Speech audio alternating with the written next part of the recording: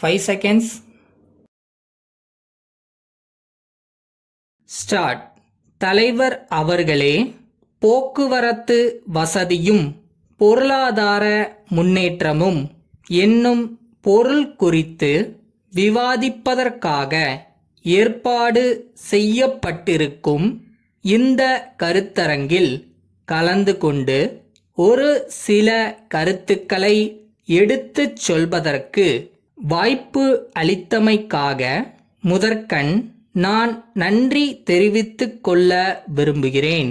இன்றைய தினம் போக்குவரத்து என்னும் போது பெரும்பாலும் சாலை போக்குவரத்தே முதலில் நம் நினைவுக்கு வருகிறது. காரணம், நாட்டின் பொருளாதார முன்னேற்றத்திற்கு இது பெரிதும் பயன்படுகிறது என்று சொன்னால் அது மிகையாகாது.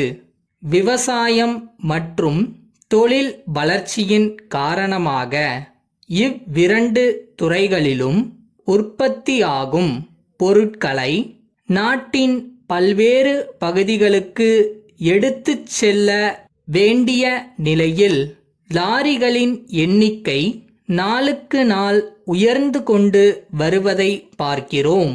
நாடு சுதந்திரம் பெற்றதற்கு பிறகு அடுத்தடுத்து நிறைவேற்றப்பட்ட 5 ஆண்டு திட்டங்களின் விளைவாக நகர் பகுதிகளுக்கு மட்டுமல்லாமல் கிராம பகுதிகளுக்கும் சாலை வசதிகள் ஓரளவு செய்து கொடுக்கப்பட்டிருக்கின்றன.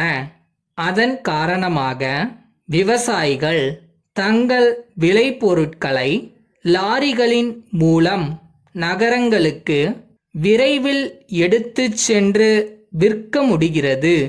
மேலும் சர்க்கரை ஆலைகளுக்கு தேவைப்படும் கரும்பை உடனுக்குடன் கொண்டு செல்ல முடிகிறது.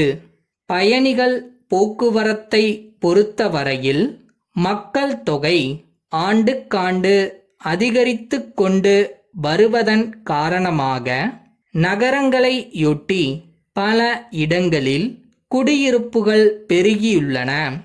அதற்கேற்ற வகையில் தொழிற்சாலைகள், பள்ளிக்கூடங்கள், மருத்துவமனைகள், கடைகள் முதலியவை ஆங்காங்கு ஏற்பட்டுள்ளன. இவற்றின் காரணமாக மக்கள் ஓரிடத்திலிருந்து மற்றோரிடத்திற்கு சென்று வர வேண்டிய நிலை ஏற்படுகிறது. மேலும் கிராம மக்கள் கல்வி வசதி, மருத்துவ வசதி போன்றவற்றை பெறுவதற்காக நகர்ப்புறங்களுக்கு செல்ல வேண்டிய அவசியம் ஏற்படுகிறது. அரசாங்க அதிகாரிகள் ஜீப் போன்றவற்றின் மூலம் கிராமப்புறங்களுக்கு அடிக்கடி சென்று அபிவிருத்தி திட்டங்களை மேற்கொள்ள வேண்டியுள்ளது. இவ்வாறெல்லாம் சாலை போக்குவரத்து மக்களின் நல்வாழ்வுக்கும் நாட்டின் பொருளாதார வளர்ச்சிக்கும் பெரிதும் பயன்படுகிறது என்று நான் தெரிவித்துக் கொள்ள விரும்புகிறேன். கிராம பொருளாதாரம் எந்த அளவுக்கு உயர்கிறதோ அந்த அளவுக்குத்தான் நாடு முன்னேற முடியும் என்று பொருளாதார நிபுணர்கள் எடுத்துச் சொல்லி வருகிறார்கள். அந்த குறிக்கோளை அடைவதற்கு சாலை போக்குவரத்து வசதிகளை மேலும் விரிவாக்க வேண்டியது மிக மிக அவசியமாகும். அதே நேரத்தில் ரயில் போக்குவரத்தின் முக்கியத்துவத்தையும் நாம் குறைத்து மதிப்பிடுவதற்கில்லை.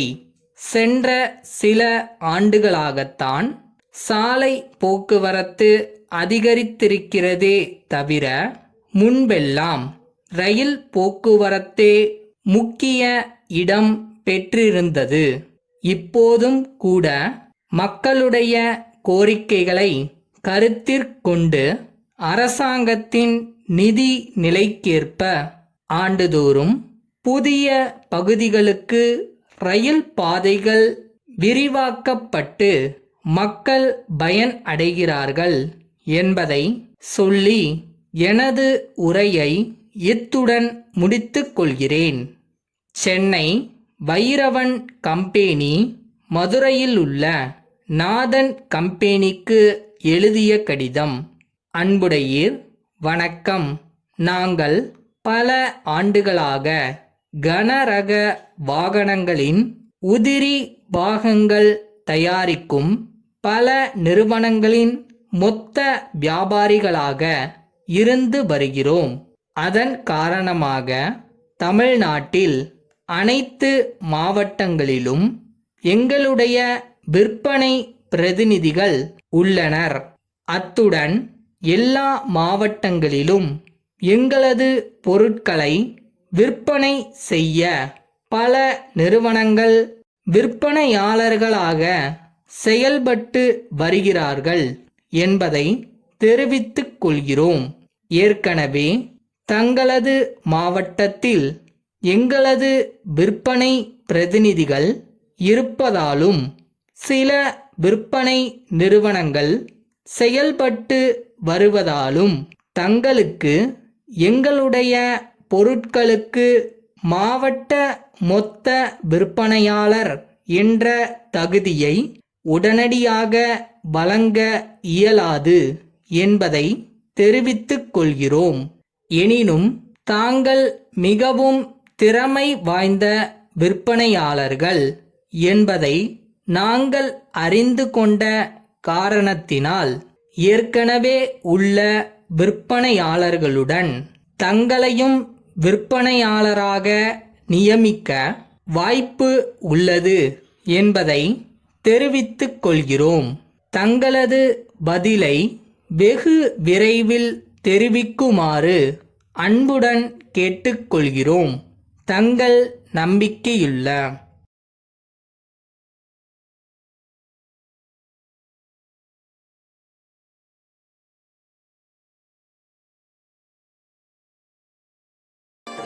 ஜெயிக்கிறோமோ தோக்குறோமோ ஃபர்ஸ்ட் அது கூட சண்டை போடணும்னு ஒன்று இருக்கு. ஸோ ட்ரை பண்ணுங்க, தட்ஸ் மோர் இம்பார்ட்டன்ட்.